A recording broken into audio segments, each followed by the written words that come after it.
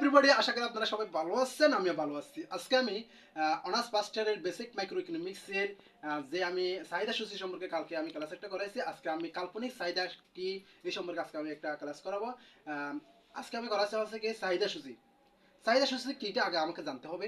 চাহিদা সূচি হচ্ছে হোয়াট ইজ ডিমান্ড শিডিউল, অর্থাৎ চাহিদা সূচি কি অন্যান্য বিষয় থেকে কোনো দ্রব্য দাম বাড়লে চাহিদা কমে, দাম কমলে চাহিদা বাড়ে।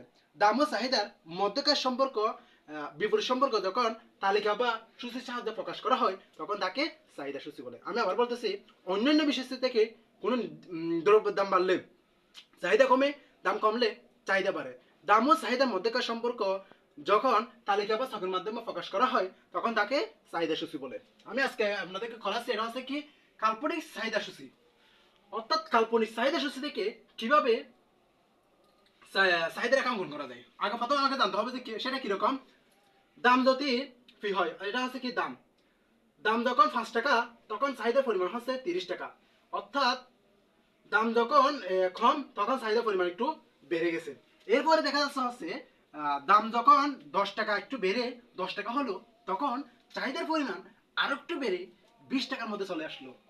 এরপরে দেখা যাচ্ছে হচ্ছে কি দাম যখন আরো একটু বেড়ে 15 টাকার মধ্যে চলে আসলো তখন চাহিদার পরিমাণ আরেকটু কমে 10 টাকার মধ্যে চলে আসলো।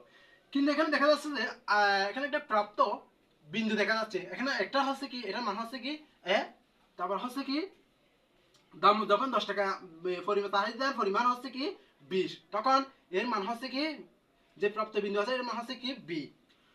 এভাবে দেখা যাচ্ছে সি। তাহলে এখান থেকে আমি কিভাবে চাহিদা রেখা অঙ্কন করব আমি দেখাচ্ছি আপনাদেরকে।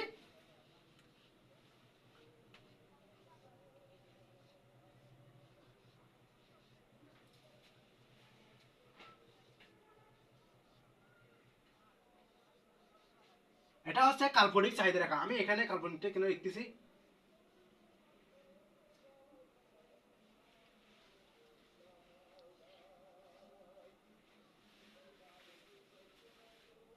কাল্পনিক চাহিদা রেখা। কাল্পনিক চাহিদা রেখা এর আগে আমাকে জানতে হবে যে কি চাহিদা রেখা কি। অন্যান্য বিষয়স্থিতি থেকে কোনো দ্রব্যের দাম বাড়লে চাহিদা কমে, দাম কমলে চাহিদা বাড়ে।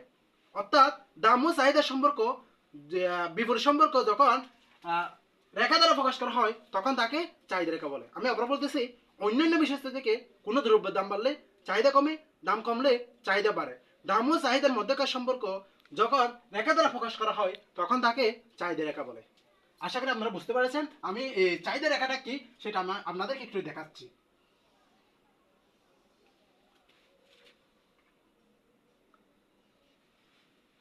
আমি এখানে লিখতেছি হচ্ছে এই দামটা, এটা হচ্ছে এখানে এদিক দিয়ে যেটা হচ্ছে এটা হচ্ছে দাম,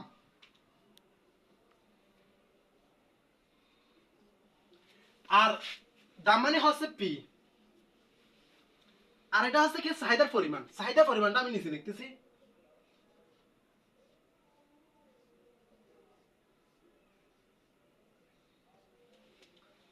চাহিদার পরিমাণ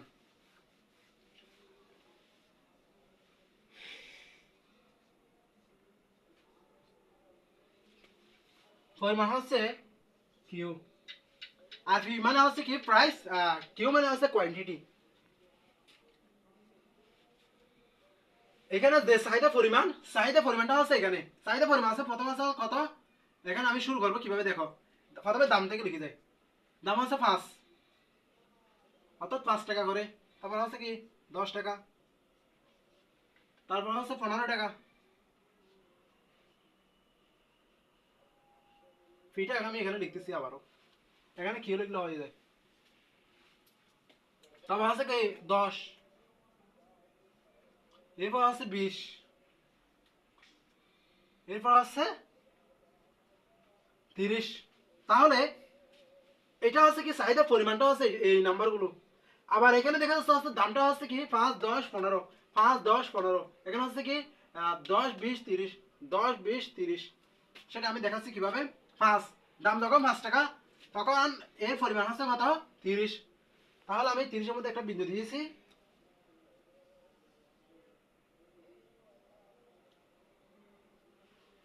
দাম যখন 10 টাকা তখন চাহিদা পরিমাণ হচ্ছে 20 টাকা, একটু কমে গেছে।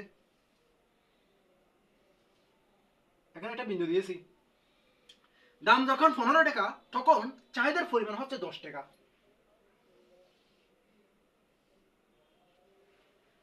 এখন আমি চাহিদা রেখাটা লিখে ফেলেছি এখানে চাহিদা রেখা।